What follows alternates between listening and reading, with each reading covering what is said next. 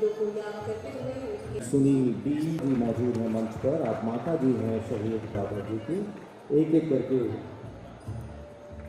सम्मानीय अतिथियों का जो कि शहीदों के परिजन हैं उनका माननीय मुख्यमंत्री महोदय के स्वागत के श्री हेमशेखर गुप्ता जी से सचिन के लिए हमें श्री पुरंदर मिश्र जी के स्वागत के लिए डॉक्टर हाल ही में हुए पेरिस ओलंपिक में भारत के जो खेलेगा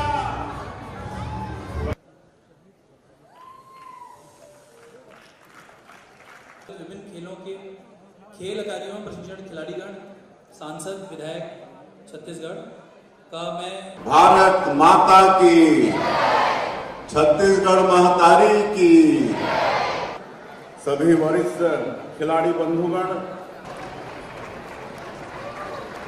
खिलाड़ी पी आशीष कुमार माननीय अतिथियों के हाथों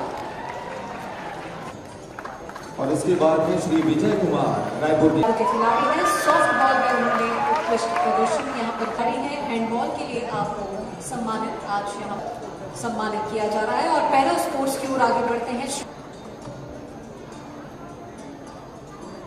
के लिए श्री वी जॉनसन सोलोमन